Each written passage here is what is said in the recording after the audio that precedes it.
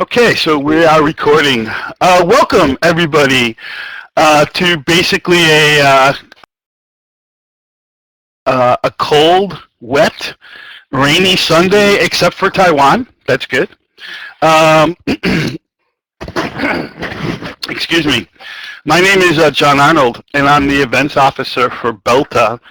And we're very happy to have with us today Johanna Stirling, and she's going to talk about teaching humans online. But before we jump into Johanna's presentation, let me just tell you a little bit about BELTA. BELTA is the Belgian English Language Teachers Association, and we offer professional development support for teachers of English throughout all of Belgium and throughout the world via these webinars on Sunday. So we have a webinar every month during the school year on a Sunday around the same time.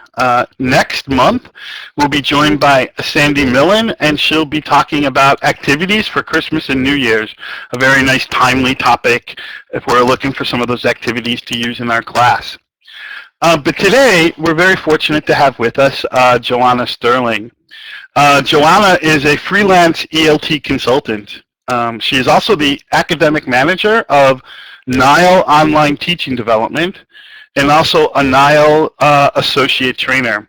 And for those of you that are not aware, NILE stands for Norwich Institute for Language Education.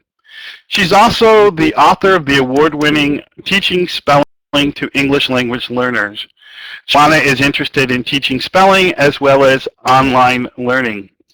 So here are the results from her poll. Everybody should be able to see the results at this point. And at this point, I will turn it over.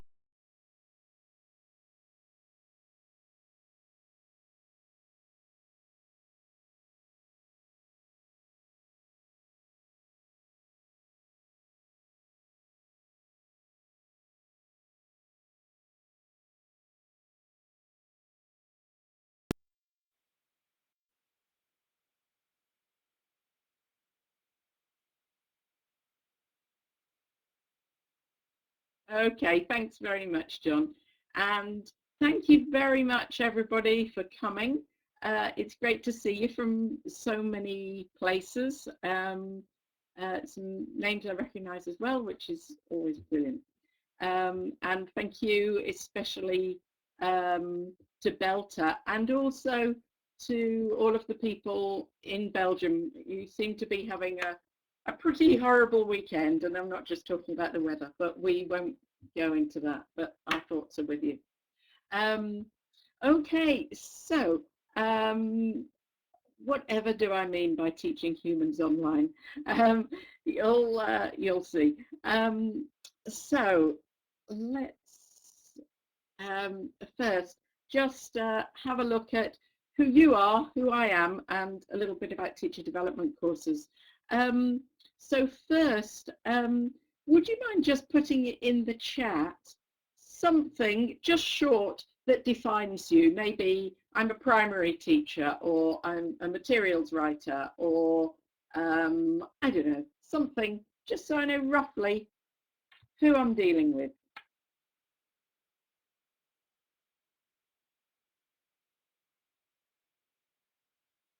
Okay, a teacher in training, teacher adult teams, materials writer, teacher trainer, tertiary, teacher trainer, high school, all ages, primary, teacher of English, training. Right, okay, really nice mixture of people. All over the world as well. Brilliant. Okay, thank you very much. And I was having a look at the poll. I don't know, John, if you're still there, if you could pop up the poll again. And I could see there, thanks very much. I could see from that that half of you have actually completed an online course. So I'd like to say congratulations to you.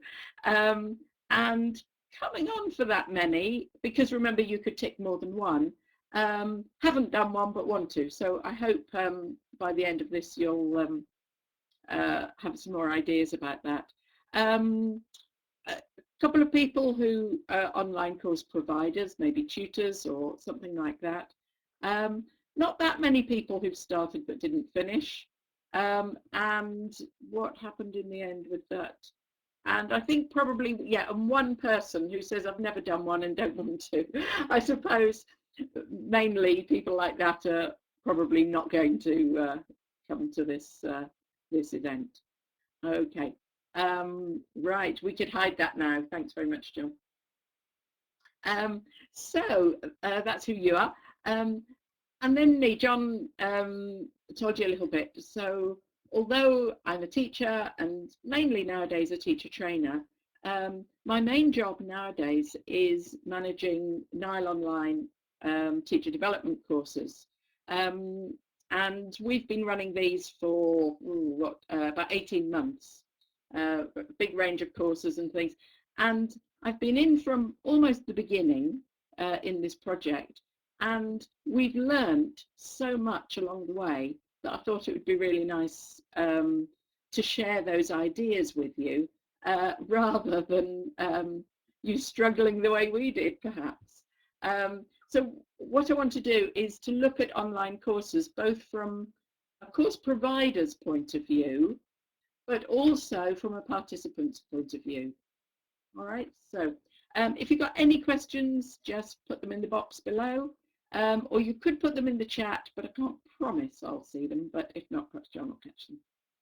Okay, so online teacher development courses have become quite popular, and ours, the NILE online courses, are one type of, I'll explain later, one type of course, but you'll also find quite a lot from the publishers. I know Cambridge do them, Oxford do them.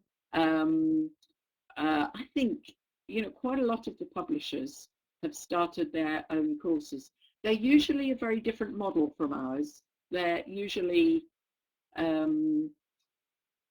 either free or cheap, but they're very much self-access, whereas ours are a bit different. Ours, we work heavily with the tutor. But, okay, let's just have a look. NILE, Norwich Institute for Language Education, is a big teacher training organisation. And what we wanted to do was look at what most of our students, if you like, are teachers, experienced teachers, but what they really liked about the courses, what they appreciated, and to see whether we could transfer that to online teaching. And we found that the things that people appreciated most were opportunities to collaborate with other teachers, engaging with teaching on a different kind of level from the everyday engagement when you're teaching, because it's quite hard when you're teaching to actually stand back and get the big picture. So people like that. And another really important thing for them was that it was relevant to their teaching situation. Okay, so yeah, what we wanted to look at was how we could replicate those sorts of things online. So why? Why bother? There are certain advantages of online courses, and one of them is that because of the flexibility, it means that teachers who couldn't otherwise come to the UK for a teacher development course would be able to come. It can be fitted around work, fitted around family, and other commitments.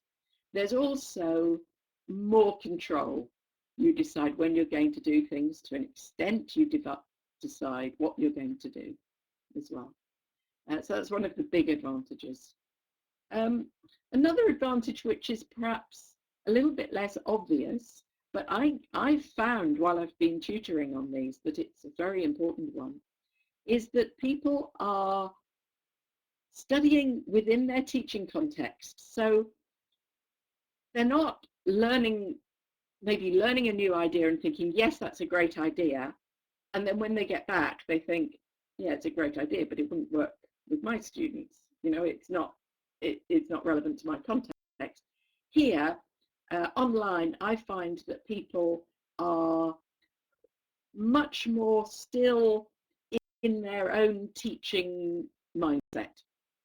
So they can, while they're thinking about a new idea, they're thinking about whether or not it would work in their context. And they're kind of adjusting things as well so that it does work. There's much more time to consider your responses online. So whereas in a class, you're asked a question and you come up with a question, you come up with an answer. Online, you've really got time to think about it before you give your answer. And so sometimes you can get much deeper responses. There's also, because everything is written or recorded in some way, you can go back. You can go back at any time. You can reflect. You might change your mind. You might think, well, I wrote that, but actually I've changed my mind, and then you can say that as well. If we go for purely practical things, it is cheaper because you don't have to travel. You're living at home and things like that. Oops, sorry. And also, it's a very global classroom. Now, this is usually the case certainly in our face-to-face courses at NILE, but even more so online. I mean, I'm teaching a course at the moment, and some of my lovely students are here. Stephen and Mary. I'm not sure if there's anybody else. I'm teaching a course on materials writing, and let me see, Stephen is in Shanghai, and Mary's in in Italy, and I've got somebody in Rio, and we're spread all over the world, and that's fantastic. Okay, but I'm not going to pretend that it's without its challenges. Okay, I like the word challenges. It sounds like there's a bit more opportunity to do something about it. Okay, there are quite a lot of them, to be honest, but I'm going to focus on 3 today. And the first one is getting students to participate, or getting participants to participate, getting them truly engaged, and with the technology. As you all know, there can be problems. So let's have a look at why we have this problem.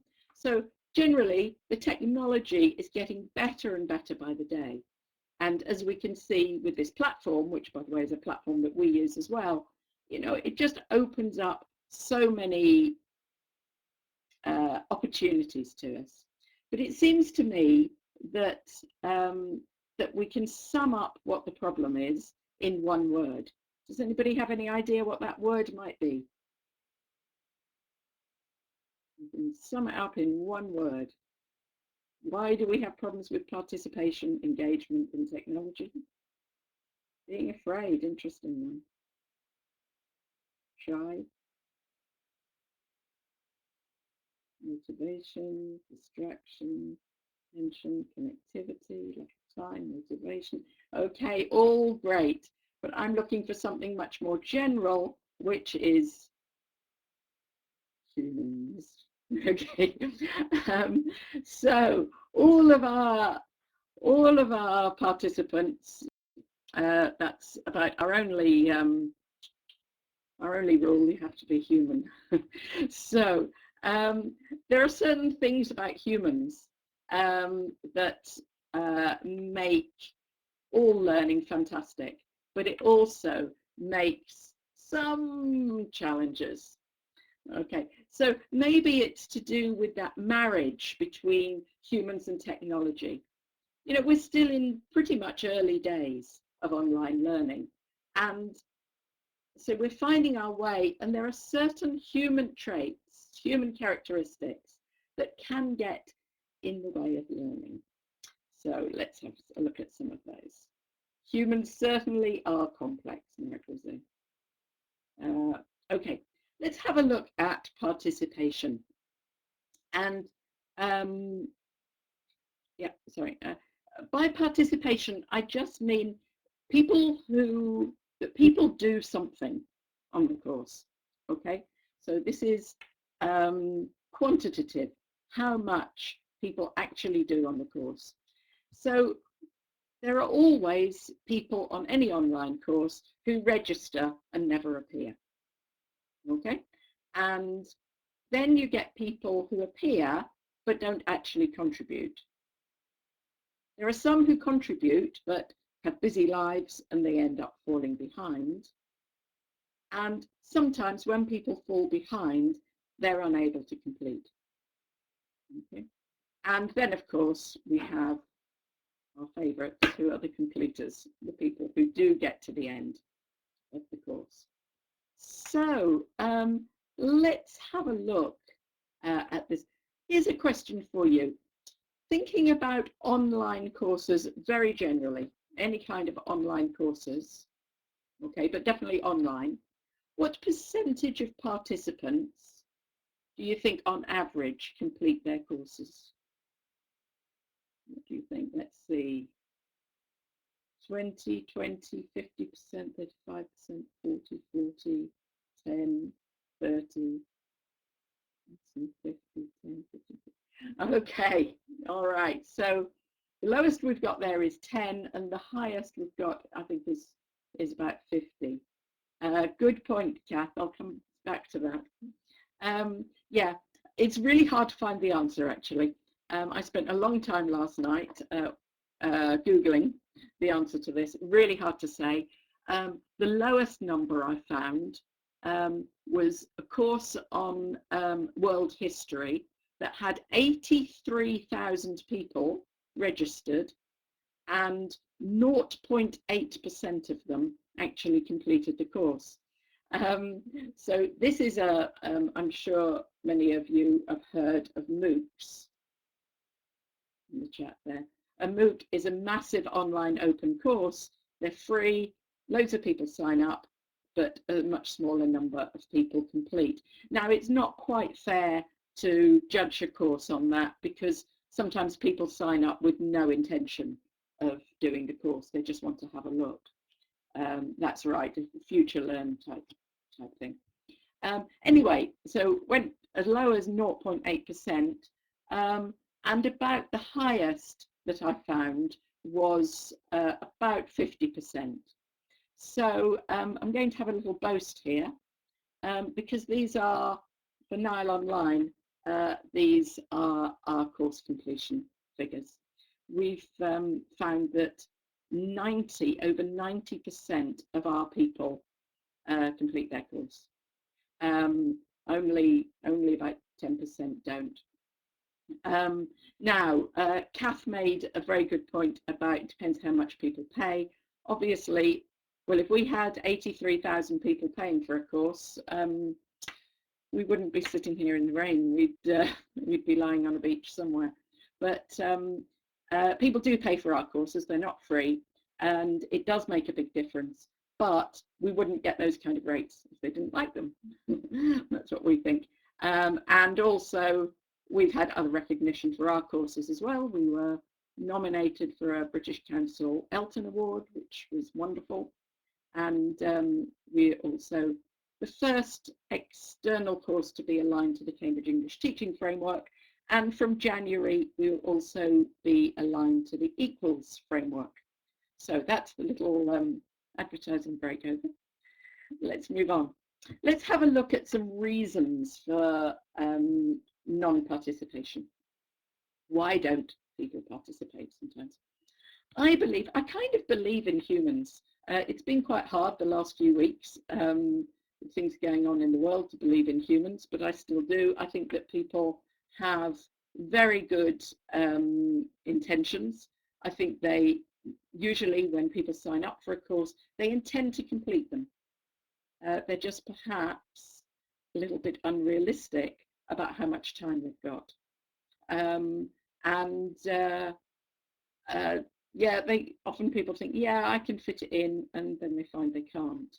And the last one is, and some of you mentioned this before, motivation. We tend to find that if somebody has been told they've got to do the course, not so motivated, which won't surprise you at all. And yeah, another thing is self-confidence, because sometimes in an online course, you have to commit yourself more. You're committing yourself to writing or speaking. We use recording quite a lot. And somebody can go back and look at that. And if people are a bit worried about their language or about their ideas, they might not want to do that. Okay, so what I want to do now is just turn the mirror a little bit on you and see, is it only other people or is it you as well? So, do you ever say these things?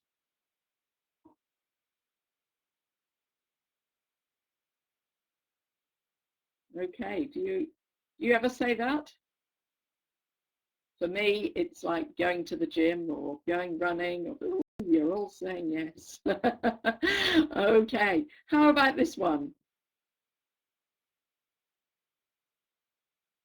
Okay, so you've decided to do it at do something at a certain time, and then you think, yeah, I'm definitely going to do it then. No, I'll do something else instead. And this one? This is about multitasking. Can you multitask? I think that I can, but usually I'm not very good at it. I can see a lot of recognition here. And then there's this one, what about if nobody knows you haven't done it, are you still going to do it? Kevin, don't feel bad. It's all of us. If you look at everybody else, we're all saying the same. And there's this as well. What if you say something stupid? Okay. People are still saying bad at managing their time. Yeah.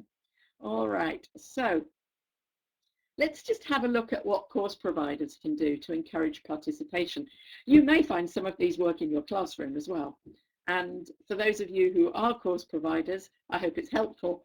But for those of you who are here as participants, it might also inform you about what you do. Okay. So what we've found is probably, well, let's say I'm assuming that you've already got a good course. You've already got good content. Of course, that's a really, really important thing. But once the course is running, we've found that the socialization and the community building is so important. Without that, it just doesn't work in the same way. It's like if you're starting a new class, I'm sure, wouldn't you always start with some kind of get to know you or something like that if your students don't already know each other? And I think it's even more important online, because the students don't come out and chat over coffee or anything, unless you can have a social area where they can do that. But we find that we need to do it actually within the course. So we do a lot of socialization. I'll show you some of that in a minute. Another really important thing is to give clear time expectations. I find this really difficult. I never know how long things are going to take, and different people take different amounts of time over things. But we say how long we think things will take people. There's no point saying that it's a lot less, because then people just don't do it. I did an online course. I'm afraid, as a participant, I'm afraid I fell into the category of started and not finished. And that was because it said it would be 2 or 3 hours a week, and I thought I could do that. And then I was given a task that took me an hour and a half or more, and there were quite a lot of other activities. And then I looked at the next task, and I thought that'll be another hour and a half, and there were about 6 more tasks, and I'm afraid I fell there. So it's important, very important. The other thing, our courses are very much tutor-led, and so there's a tutor with you all the time, as Stephen and Mary will tell you, I'm evident on their course, and we keep an eye on who's participating. And if somebody's not been not been seen for a few days. We can tell, well, we can tell by looking at the activities, but we can also look at the platform, which is Moodle, by the way. Marilyn says okay. Then we just send a nice little note saying, hi, haven't seen you for a few days, is everything okay?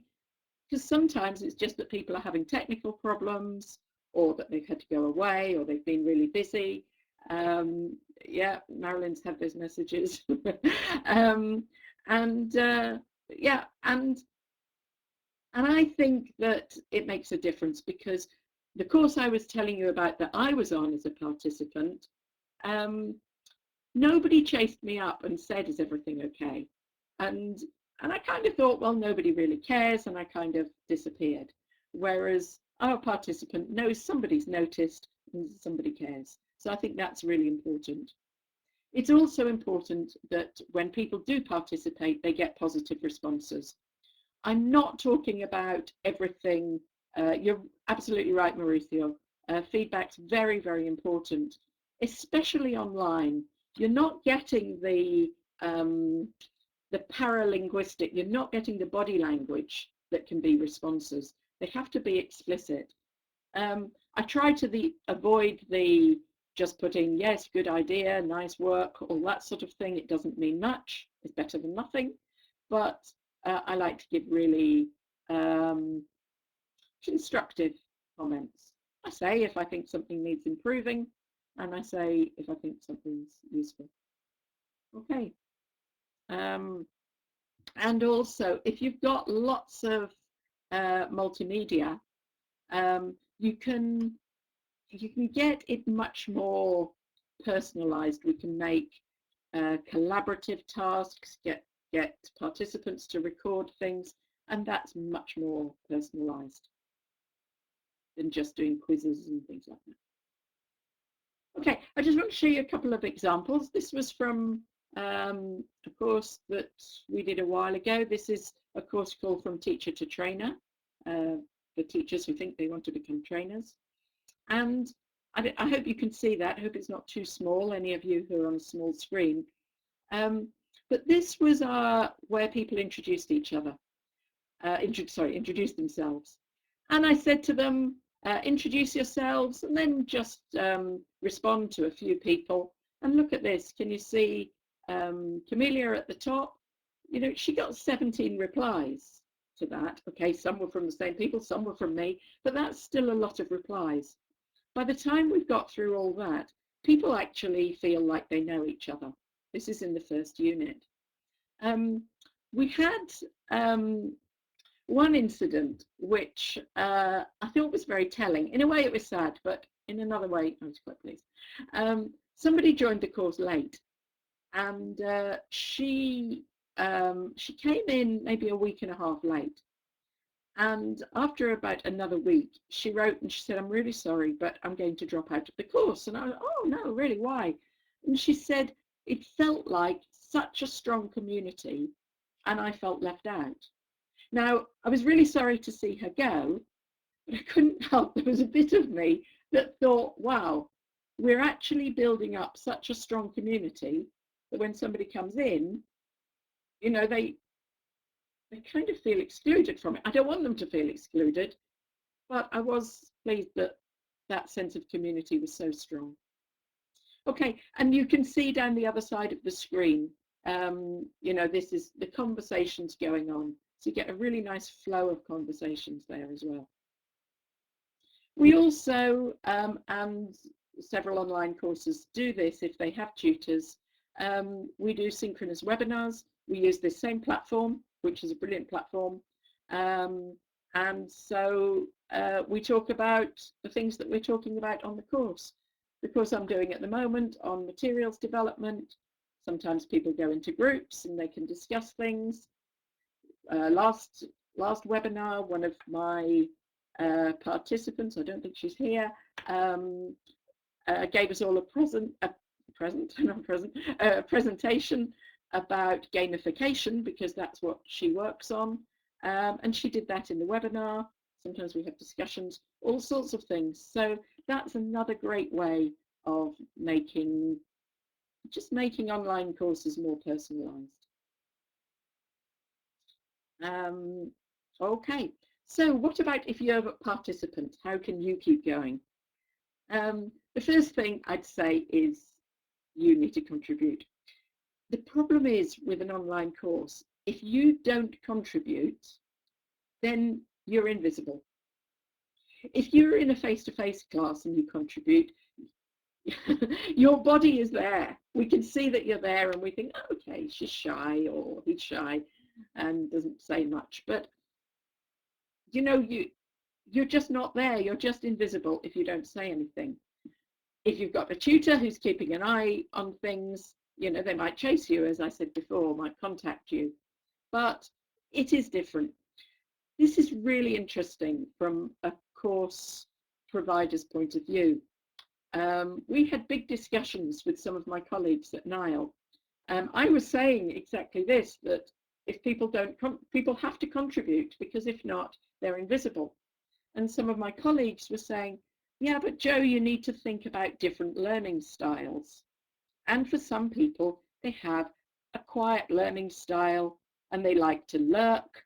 If you know what that means, you know, just kind of read things in online courses. And surely we should allow for that as well. My personal view is that the course is as successful as the participants make it. We can make the content, we can have a tutor, not all courses do, but have a tutor who can help you. But actually, again, I'm sure Marilyn and Stephen will tell you that they've learned so much from each other. It's really where the learning really happens. And so it also means that you get feedback from the tutor, feedback from each other, which is really important. And when you do get feedback, it makes you want to carry on. That's a human thing. Okay, I would also suggest making a study timetable. We get people right from the beginning in an orientation unit to make a study timetable, at least we suggest they do. And it's a good idea to make it non-negotiable, and I mean with yourself. So if you say that you're going to do an hour a day for 5 days a week, and it's always going to be from 8 till 9 o'clock, tell your family, turn off your phone, turn off Facebook, and do it. Is much better, really, than saying, oh yeah, I'll fit it in. A lot of the participants on my present course have said, it's manageable as long as I do some every day. But if I leave it all until one day, it's a lot of work. And that's true. Okay, really important to be part of this community. So it's not just about doing the coursework, but perhaps if there's a course-wide forum, you know, we've had people who've said, hey, everybody, I did this activity and it worked really well, so I thought I'd share it with you. All of that stuff is fabulous. And just having a chat sometimes about weather, about what a frustrating day you've had, what a wonderful day you've had, all of that kind of thing. Really useful. Just thinking about the self-confidence thing. Often people think that, oh, I'm worried about writing online, maybe my English isn't so good. I find generally that we don't mind that much as long as we can understand. But you do have the time to stop, reflect. If you really want to, write it out by hand, use a dictionary if you want to. I'm not necessarily suggesting that you do, but if that gives you more confidence, then you write it. And what I would say is important is just before you hit the post button, just read through what you've written. We've all done it. We've all written things with mistakes and thought, oh, that looks silly, but you know, where you could have corrected it yourself. So you've got time to do that. Let's have a look at engagement. So participation was about how much how much time people spent on courses, how much they actually did, how many activities they did. So it was quantitative. But engagement is more qualitative. So it's about how deeply participants get involved. Okay, so let's have a look at some things there. We sometimes get people who don't engage at all. Don't really do anything. You know, we can see that they've been reading things. We have a log where we can see, but otherwise we don't see them on the course. And we can sometimes we see very superficial engagement. For example, people might just always write something like "I agree," "yes," "no," that sort of thing, and "nice idea." You know, and to me, that's not real engagement. For me, engagement means that you add something to the course, you make it more successful. Then we get people who come with their own agenda. That there's just something that they want to know. They're doing this course because there's one specific thing they want to know. Now, that's not a bad thing, but the problem is, I would say for them, it's probably more efficient to go to YouTube or something like that and find a video that's just about what you want to know. And also, you have to think about everybody else. Are you making the course successful for other people? So if your agenda is wide, for example, you do a materials development course because you want to write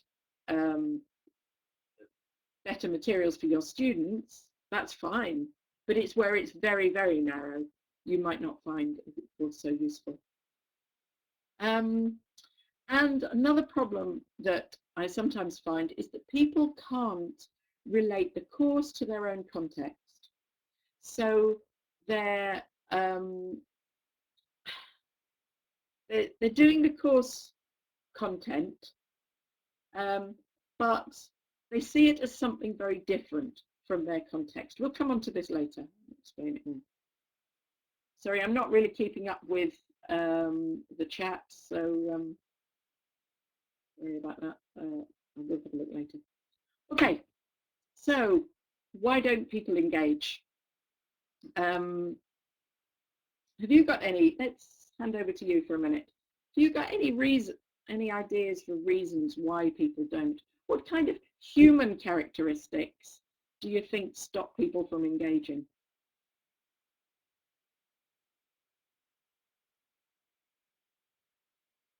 Just see what people type in. Other people, yes. I mean, good one, yes. I think that's so true. Insecurity. Oh yes, Kath, that's true. Intimidated by other people's knowledge. Time management, fear of making mistakes. Not able to express themselves. Insecurity. Topic. Goals. Right. Too introverted. Yeah, all great. Let's see, these are the ones that I identified. Shyness, yeah. Okay, so some human reasons. One is that I think we all kind of need control. We like to feel that we're in control. And so in some ways, a course is linear. It has to be to guide people through a course. In fact, in ours, we suggest what the order that you do things. You don't have to, but it's the logical order. Sometimes people have got used to, on the internet, just going to the bits that they want and not following through a course. And yeah, sometimes people want to do the easiest thing. So the path of least resistance. So yeah, we could call it being lazy, but perhaps it's being busy or what, and so it's easier just to say, yes, I agree, yes, nice idea, without really turning on the brain and giving our own ideas. Okay, what else? Egocentricity. I don't mean this in a rude way. I think we're all egocentric, really. Or is it only me? I think we are egocentric, and So we want to fulfill our immediate needs. And I think that's definitely why people, no, is it? I'm questioning myself now. Is that why people come on courses? I don't know. How about you? Why have you given up your Sunday afternoon to be here, to do some continuous professional development? Could you just say in a word or so, what has motivated you to be here?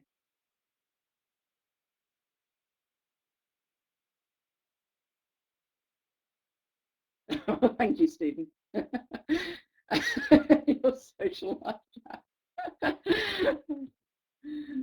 Oh dear, I'm now thinking, did anybody really come? Okay, for the language, general CPD. What else we get? Okay, better in your next course, or we've learned something. Okay, so the answers that you're giving are quite general, but sometimes people come to learn to solve a particular problem or something like that. And some of you are on a portfolio task. I hope you're not finding this too much like work. Okay, you should have more time to read your replies. Okay, and the last one, I think I need to explain this a bit, is that sometimes people tend to be a bit atomistic. By this, what I mean is people put different areas of their life in different boxes. And this is about not being able to apply what you learn on a course to your context. And I think this is something that online course providers and also face-to-face course providers have to try to tie in the teaching context with the content. Okay. So what about you? Do you ever say these things? Give me a yes or a no or a sometimes. Okay, if somebody tries to get you to do something, maybe somebody tells you you have to do a portfolio or or you should come and support your tutor. I want to just say I didn't say they had to come and support me. Your daughter says it, yeah. Okay. All right. And do you ever say this? Well, everybody knows that, I don't need to be told that. They already know that. And so you only want to know what you want to know. Kind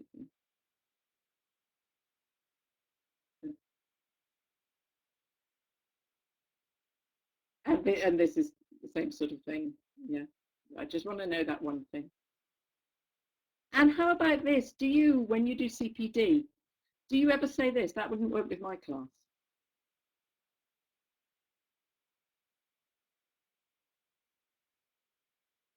I think this is a really interesting one.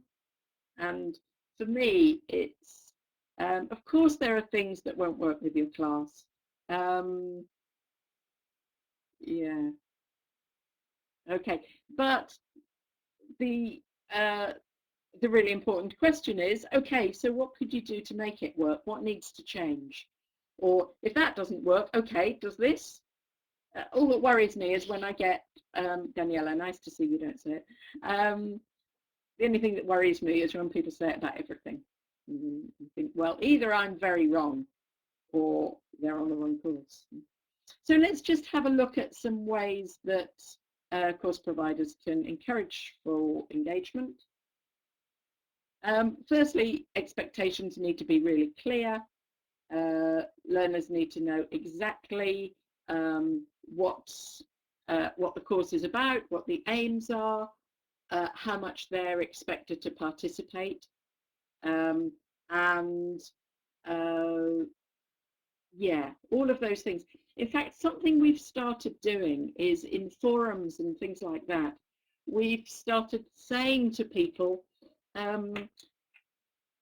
post your contribution and then please reply to at least 3 other people. At first, I didn't want to do this. I thought, oh, people don't need to be told that. But we found that people liked knowing what the expectation was. And if they thought they had to respond to everybody, they tended not to respond to anybody. And we found by giving people a way in, saying, yeah, if you just respond to 3 people, often people will do more, but at least you get the response. So that works well.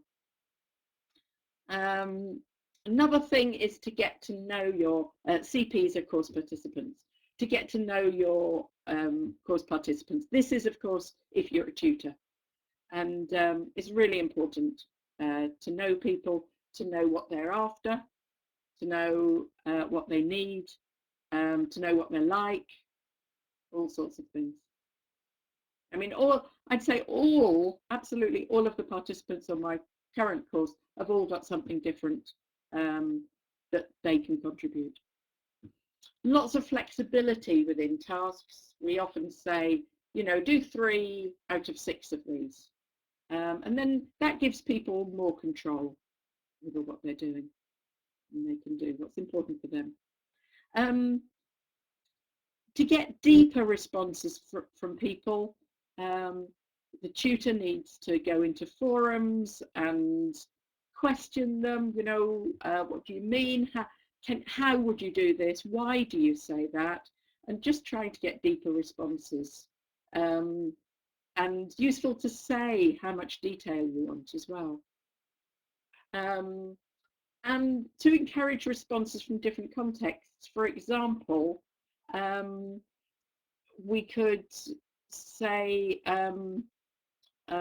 okay, Maria, you work with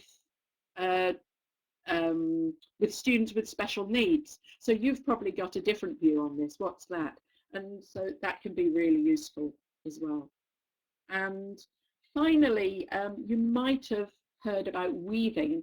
Weaving it's usually used when talking about online courses. It's, if you think about weaving material, but this is weaving different ideas together, okay, that might come from different parts of a unit or different parts of a course, and helping participants to make links with their own teaching contexts. So might ask things like, how would this work in your context? Hi, Mary, thanks for coming. Yeah, so questions like that. Okay, and so on our courses, we've had some special tools built to help us. And one of them is this one called TalkPoint, in which our participants can leave videos, not just forums, but they can leave videos, and they can also comment with their video.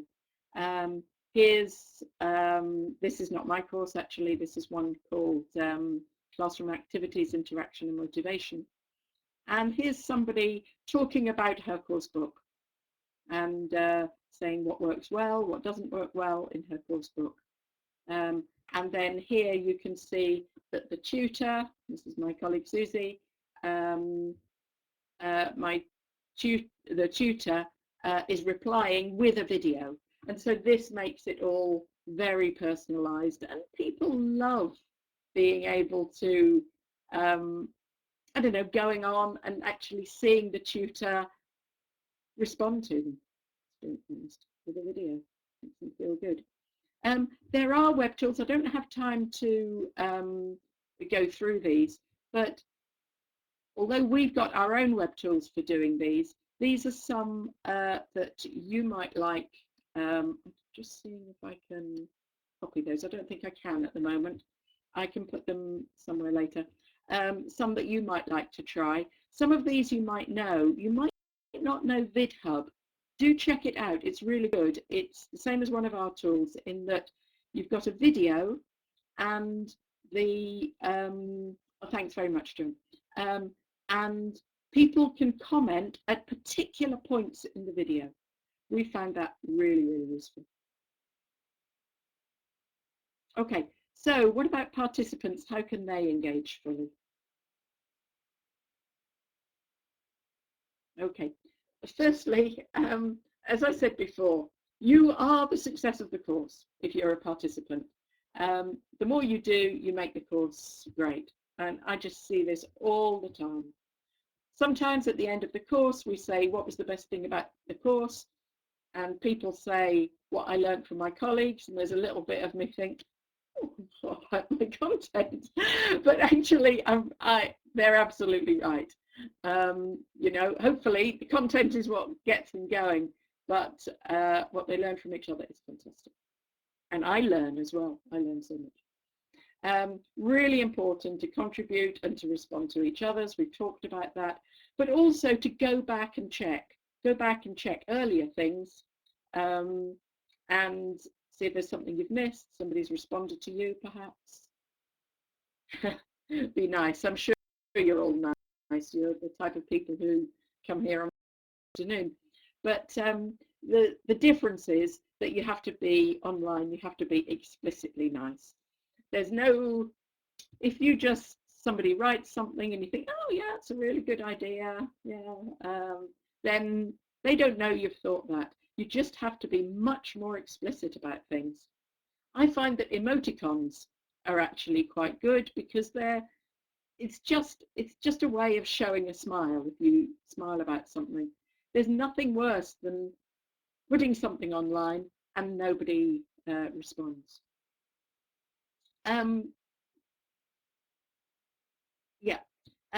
Thinking critically as well. So to get away from superficial responses, to really stop and think, do I agree with that?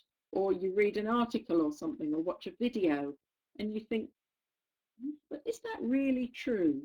I feel I see too many people who just agree. If somebody famous has said it, it must be right. Okay, and also stealing, if you like, from other contexts. You know, again, what works with teachers with special needs may well work with your learners who don't have special needs. So, you know, really seeing what you can find.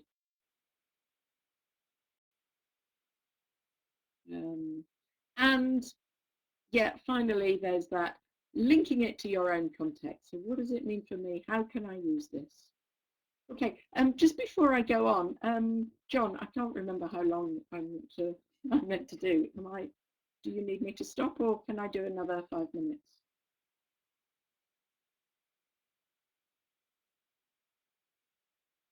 8 minutes left. Oh, fabulous. Right.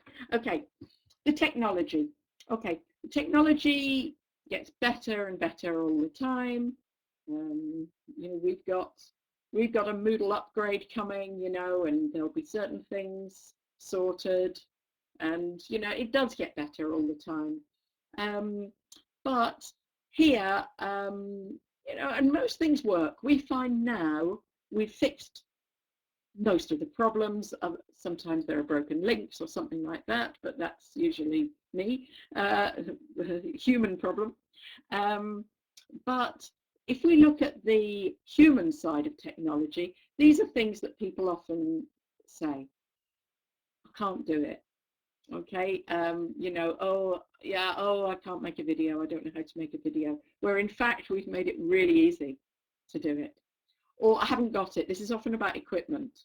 Like I'm on a Mac, and luckily on a Mac you don't have to have a headset, but usually you do if you're on doing a webinar, and really they cost, probably you could get one for about €7 or something. You know, they're not expensive, and need to have some things like that.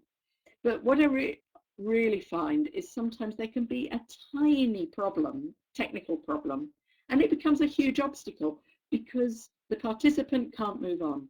So it might be there's a tiny little problem in a link.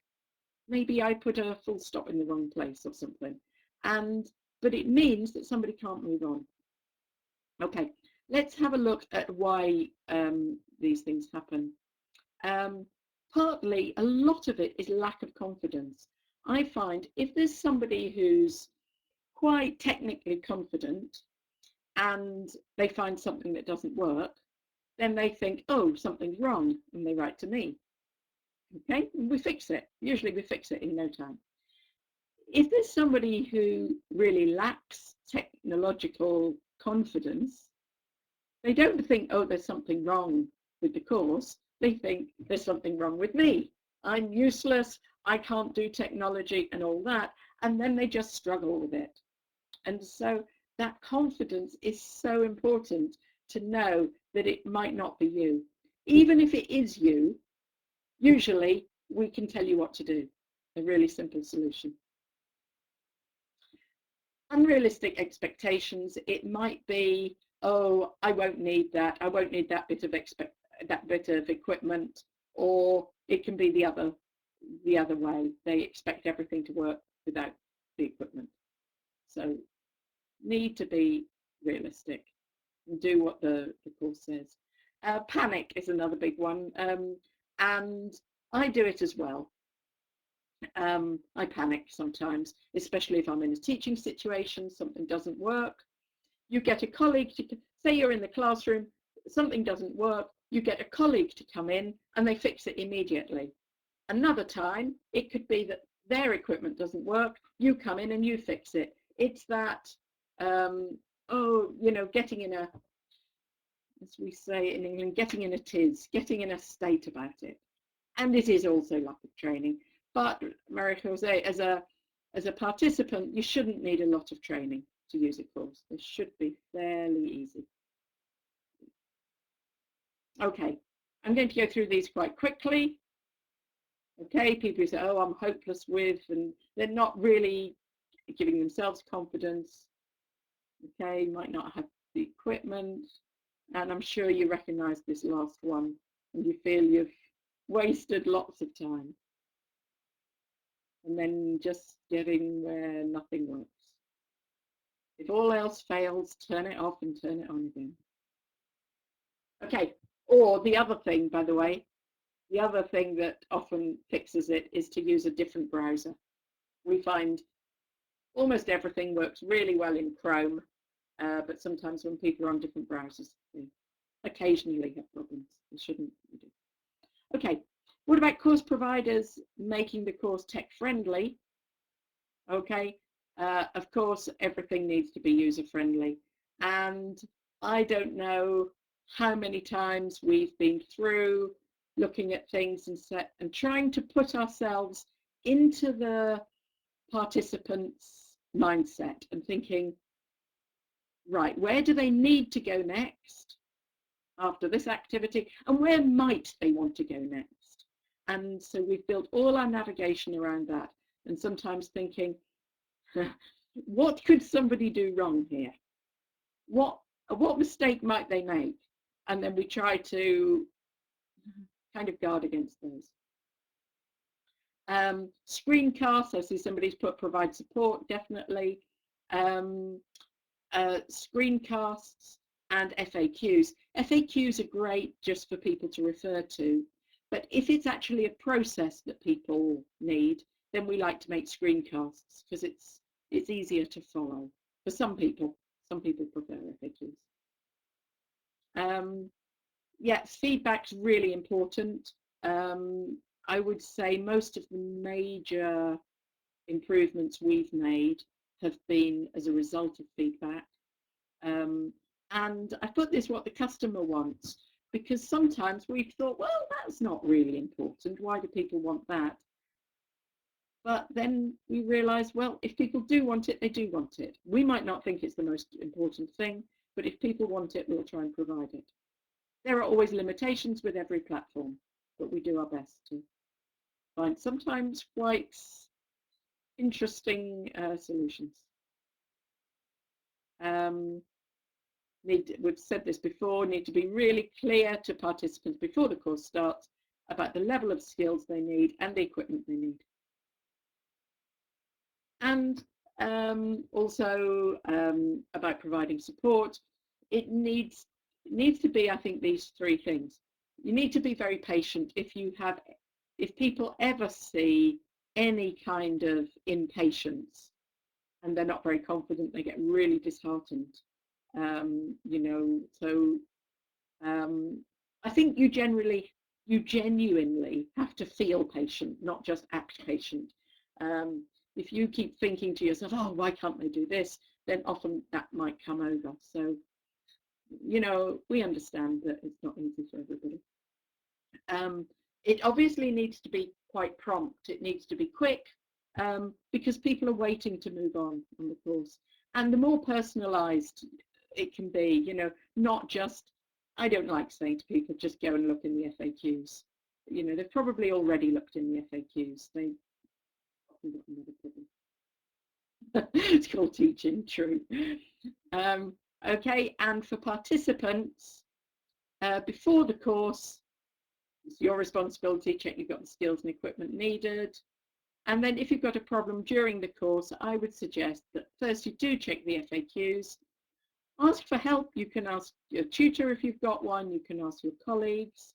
You can also ask, if you're going to ask your tutor, it's really helpful if you send really precise details and screenshots of any error messages that you got. Keep a record of when it happens, why it happens, and this is just a personal thing really. Report back if it's fixed, because sometimes I've been trying to fix things long after somebody's found a fix for it. But also if you on a course that doesn't have that kind of support, you can often find things in online videos. Okay. So I'm going to finish there. I hope I made my 8 minutes. And I'd just like to say, well, thank you very much for coming. If you have questions, I'm very happy to try to answer them. If any of you are interested in our courses, if you go to this email address, online@nilelt.com, I'll see those. If you put in the subject, if you put BELTA, then I'll make an extra special effort to make sure that you get a really quick reply. If you want to know more about our courses, just go to nile-elt.com and you'll find plenty there. We've also got our own webinars coming up, so if you go onto there, you'll see those. They're not on Sundays, so I certainly wouldn't want to compete with BELTA because they're doing a fabulous job.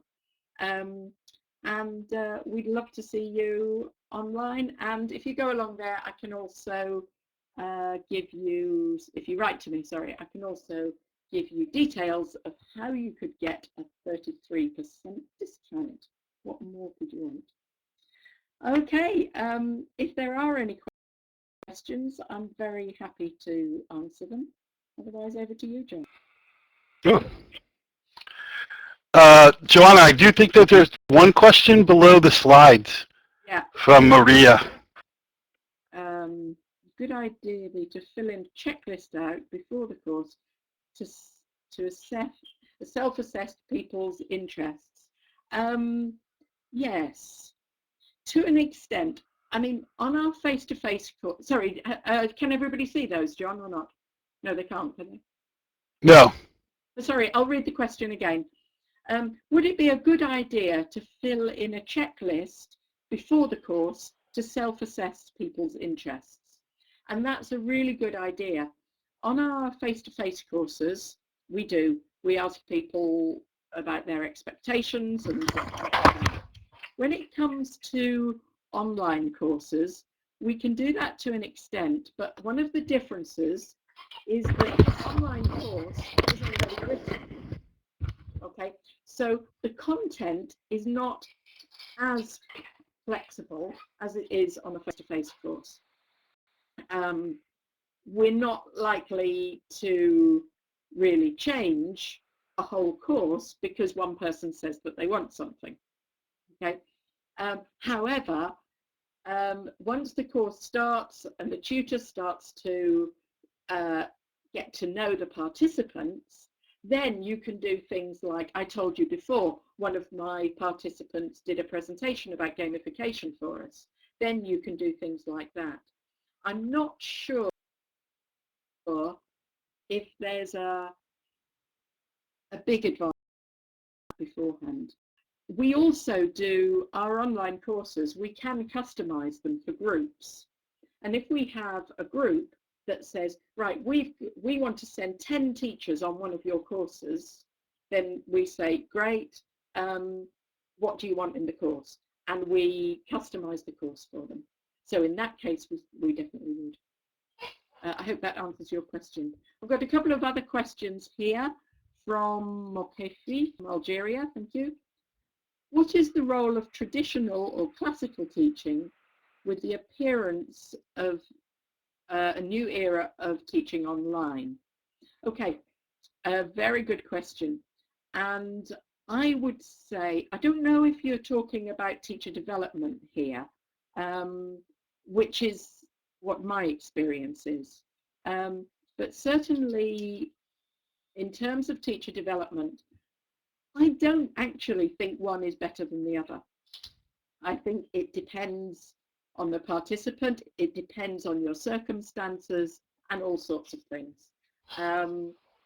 We find people who come to us for a course have a fantastic time. They learn a lot, they make really good links, and very often from things that I see people put on Facebook, it's a kind of, for a lot of people, it's just a lifetime experience. So that's great. Not everybody can come, and not everybody wants to study in that way. So I think the two can work hand in hand and can even be blended. We have had courses for groups where some of it's been online and some of it has been face-to-face. And maybe that's the ideal. And I've got another question here from Mohefi. What are the new teachers' roles in online courses? Very good question. I think that there needs to be some kind of training. Actually, we do training for our trainers. We've got really experienced trainers, but you know, most of us face-to-face trainers. So we do a course just for our own trainers, and we talk about not just how to use the platform, but about the pedagogy of teaching online, because it is different, and it's some of the things that I've been talking about today. And that was fascinating when we did that. So I think we really have to think about that as teachers. How is it different? Because it definitely is different. And I think if you're teaching language, it's even more challenging, to be honest, because you've got to get, you've got to think, how am I going to get that speaking and communication in? That helps. Any other questions?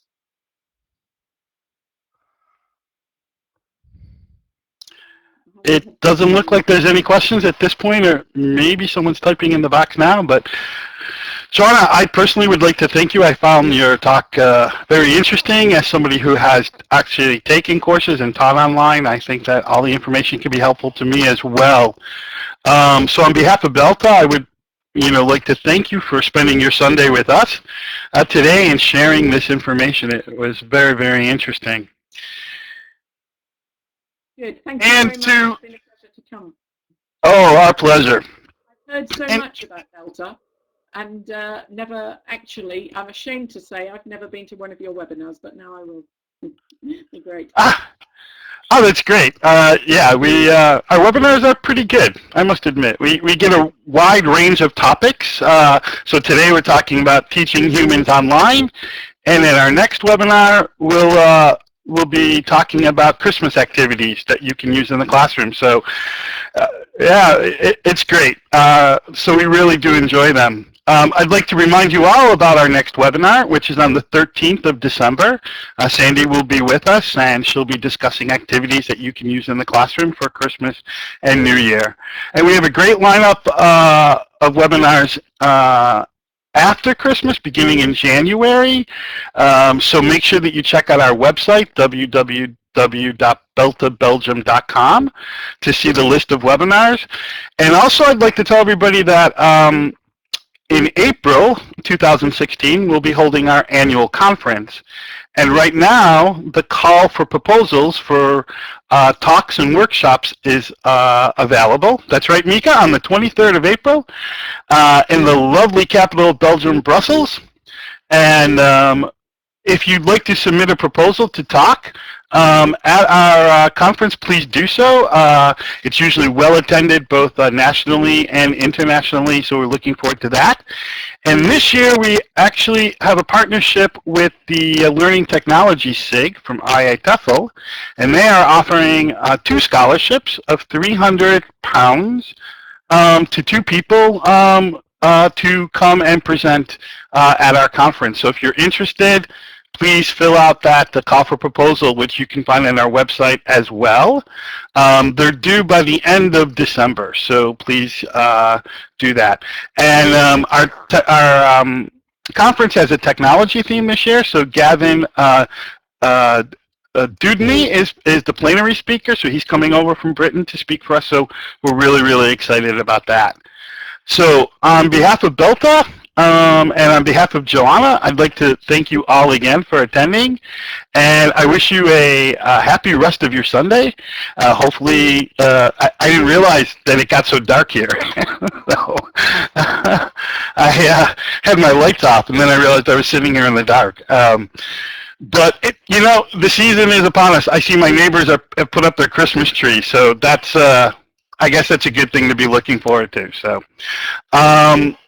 okay, thank you very much, and we hopefully will see you in December or at one of our other webinars or at our conference in Brussels in April. So again, Johanna, thank you so much.